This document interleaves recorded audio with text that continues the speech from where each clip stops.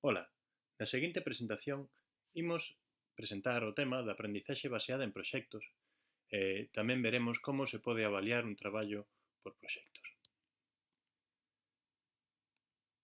Na introdución do currículo da materia Mobilidade Escolar Sostible e Segura indícase que o primeiro bloque propón a elaboración dun proxecto de mobilidade que o alumnado debe realizar ao longo do curso. Por lo tanto, o currículo xa nos dá orientacións metodolóxicas e nos plantexa que debemos enfocar o desenvolvemento da nosa materia a través dun proxecto educativo.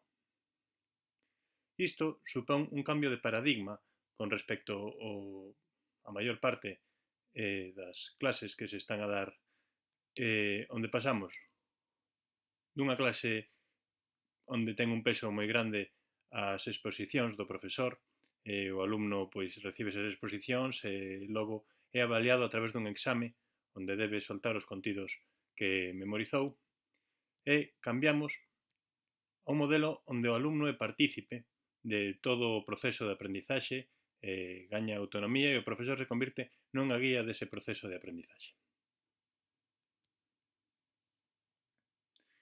Cales son as vantaxes dunha aprendizaxe baseada en proxectos? Pola súa propia natureza, a aprendizaxe baseada en proxectos utiliza unha metodoloxía activa que converte o alumno no protagonista e o profesor no guía do proceso de ensino-aprendizaxe. Por lo tanto, é un enfoque marcadamente constructivista. E o constructivismo ten como fin unha aprendizaxe significativa que sería o oposto a unha aprendizaxe onde prima a memorización de contidos que normalmente esquécense co paso do tempo.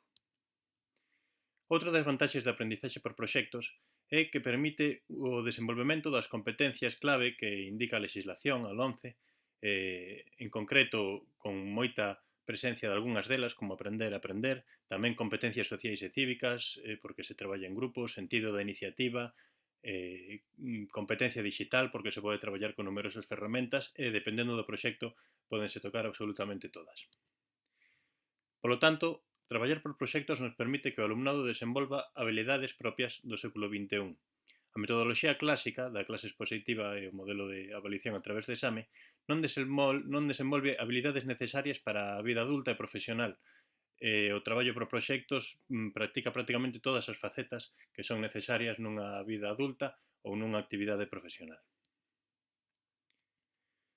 E, por último, traballar por proxectos nos permite darlle un enfoque interdisciplinar ao noso traballo e, desa maneira, relacionando contidos das materias entre sí baixo un único marco de traballo, permite que o alumnado relacione os conceptos e alcance un maior nivel de aprendizaxe de todos os contidos. Tamén é unha aprendizaxe que nos dá pé á flexibilidade curricular e nos permite, dende moi diferentes enfoques, tratar os contidos do currículo. Cales son as fases de aprendizaxe por proxectos?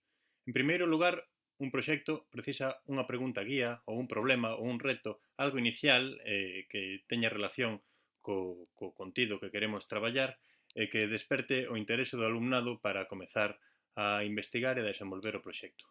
Desa primeira fase, que é moi importante porque condicionará o resto do desenvolvemento do proxecto, pasaríamos a unha segunda fase de proceso. O proceso será o que teña máis peso en tempo e en traballo de todo o proxecto. Logo afondaremos un pouco nel. E por último, todo o proxecto está enfocado a obter un produto final, que pode ser un traballo material elaborado dando resposta a algo, a algún problema ou unha proposta dunha solución dun problema identificado dependendo da natureza do proxecto. Faremos unha pequena desagregación destas fases insistindo en que a fase 2 é a que vai ter maior peso tanto temporal como de traballo neste proceso. A primeira fase supón buscar unha pregunta ou atopar unha problemática que serva de base para definir o proxecto. Nesta terá cabida a avaliación inicial onde poderemos ir coñecendo o que sabe o noso alumnado das temáticas a tratar. Sempre o proxecto estará enfocado a unha temática desexada, obxectivo, pero podemos aproveitar o potencial interdisciplinar de traballar por proxectos para relacionalo con contidos de outras materias. E, ademais, nesta primeira fase, teremos que empregar técnicas de xeración de ideas para aproveitar as inquedancias e os intereses de alumnado e así aumentar o carácter motivador do proxecto. No proceso, haberá unha fase moi importante de investigación, hai que, unha vez plantexado un problema, darlle moitas voltas, buscar moita información, para nun segundo momento procesar toda esa información. Isto se pode facer pois individualmente, pero hai que tratar de potenciar o traballo grupal, o traballo en equipo, de novo insistindo no carácter interdisciplinar do proxecto, colaborando a ser posible con profesorado de outras materias. O proceso vai ser o que nos permita que o alumnado adquira as competencias clave, acade os estándares de aprendizaxe marcados no currículo e vai nos permitir avaliar todo o traballo do alumnado e o propio proxecto. E durante o proceso teremos que facer unha constante autoavaliación do proxecto que irá modificando, de aí falamos antes da flexibilidade, entón poden modificarse os obxectivos finais e a folla de ruta a seguir en función da investigación e do traballo que se vai facendo polo camiño. E todo isto dará pé a un produto final. O produto final ten un carácter motivador intrínseco, xa que a obtención dun produto final produce unha satisfacción ao alumnado e ten sensación de que realizou o traballo conseguindo ter algo. Tamén é interesante a presentación do produto final. Na presentación do produto final, dos seus materiais, do proxecto e a difusión do proxecto, pois pode permitir ao alumnado desenvolver habilidades de comunicación, dependendo da natureza do proxecto, pois moverse e comunicar con administracións, co concello, con autoridades dentro do instituto, e tamén é algo motivador, satisfactorio e a nivel formativo moi interesante. Unha vez que temos o produto final, fixemos a presentación, pois hai que facer unha avaliación do produto final e do proxecto en sí para valorar o traballo feito e para, de cara ao futuro, tratar de plantexar posibles melloras. Unha das principais preocupacións que poderedes ter como profesorado interesado en impartir a materia pode ser a que temos todos os profesores en xeral sobre as nosas materias, como avaliar? Como podemos avaliar un traballo baseado en proxectos? Como podemos avaliar esta materia? Na introdución do currículo xa nos dan algunha pista, xa que indica que as actividades se integrarán na metodoloxía de traballo en equipo a través dun diario e un portfolio de evidencias achegadas polo alumnado, desa maneira construindo un proxecto ao remate do curso. Entón, cales serán os instrumentos de avaliación que poderemos manexar traballando a materia a través da aprendizaxe baseada en proxectos? O primeiro do que falaremos será un diario de aprendizaxe. O portfolio, que xa nos indicaba o currículo. As rúbricas son unha ferramenta poderosísima. E moitas outras posibilidades que se nos poidan ocurrir que nos aporten información. Entón, o diario de aprendizaxe vai consistir nun documento elaborado individualmente polo alumnado onde vai recollendo as experiencias durante a realización do traballo.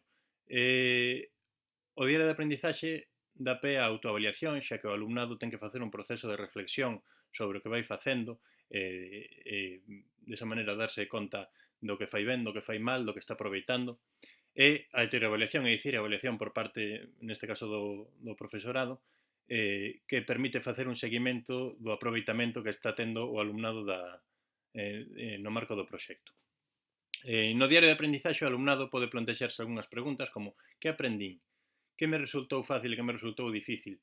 Que me gustou? Que non me gustou? Que valor ten o aprendido? E, bueno, aquí xa se podería desenvolver en función das necesidades de cada un diario, un cuaderno de diario máis aberto ou máis pechado, máis flexible, eso hai que ver segundo o alumnado e segundo como se desenvolva a materia. Entón, o diario de aprendizaxe permite facer a reflexión que comentaba, permite sintetizar e repasar os contidos aprendidos, permite pois fomentar a orde do traballo no alumnado. Ademais, o diario de aprendizaxe podémolo facer a través dun cuaderno tradicional escrito ou podémolo sustituir ou combinar con ferramentas TIC e facer un diario de aprendizaxe en formato digital en función do que nos pareza convite. O currículo tamén nos indicaba o portfolio. O portfolio consiste nunha recopilación de todo o material elaborado durante o proceso. Entón, todas as investigacións que se fan, artigos periodísticos, documentación que chegue, fotografías que se obteñan, dependendo de como se este elaborando o traballo, todo iso convén ilo recopilando nun portfolio. O portfolio ten un carácter motivador, xa que o alumnado ve como se vai acumulando o traballo elaborado, como ve que hai algo material que se vai construindo, son resultados directos do traballo que non se perciben, por exemplo, cando se prepara un exame e non sae ben. O portfolio tamén é unha ferramenta de avaliación importante globalmente, xa que permite a autoavaliación, o alumnado pode ir vendo o que ten e valorando como fai. A coavaliación, xa que os compañeiros pois irán falando entre sí do que se fai ben, do que se fai mal, e a teoreavaliación por parte do profesorado, xa que nós poderemos ir facendo un seguimento do material que se vai acompañando o proxecto. Polo tanto, recolle evidencias do proceso de aprendizaxe, cousa que nos vai vir moi ben, e tamén contribúe a reflexión, síntese, repaso e orde. Por último, igual que no diario de aprendizaxe, para o portfolio poderemos utilizar métodos máis tradicionais, como recopilar en formato físico e nunha carpeta tradicional o material, ou tamén ferramentas TIC combinándoas con outros recursos clásicos. O seguinte elemento do que vou falar son as rúbricas. As rúbricas consisten en tábuas ou matrices de avaliación que analizan o grau de consecución de distintos desempeños ou estándares. Inclúen os aspectos de aprendizaxe que se queren avaliar, teñen que estar redactados de forma ben definida. Tamén inclúen descripcións dos graus de consecución de cada aspecto a avaliar e teñen unha gran vantaxe que nos permiten pasar de forma sinxela dun análise cualitativo da información da avaliación a un análise cuantitativo, pero sen deixar polo camiño moita información relevante no proceso de avaliación. Aporta moita máis información que unha simple nota numérica, aínda que precisamos esa nota numérica, porque estamos obrigados a poñer unha nota ao final de trimestre ou final de curso, pois aporta toda un montón de información adicional. Tamén é unha ferramenta de avaliación global, xa que permite que nos avaliemos o alumnado, pero tamén permite a autoavaliación, o alumnado pode analizar o seu grau de consecución dos desempeños e entre eles tamén poden avaliarse e valorar como están a facer. E todas estas ferramentas non quere dicir que non podamos empregar outras ferramentas que se nos poidan ocurrir ou que poidan ser útiles para aportar información útil no proceso, para revisar o proxecto, o traballo do alumnado, a adquisición das competencias. Entón, calqueira ferramenta que consideremos que é útil e que vai ser positiva no proxecto e para avaliación, vamos a poder empregar.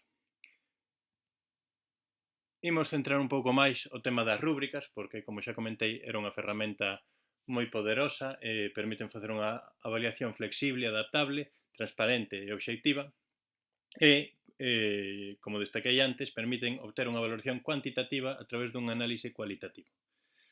Entón, ofrezovos aquí un exemplo de rúbricas de avaliación. Unha táboa de rúbricas normalmente teñen un aspecto moi similar a este, aínda que teñan diferencias. Nela se indican normalmente 4 ou 5, dependendo do que nos interese, pero 4 soe ser suficiente, os graus de consecución dun obxectivo.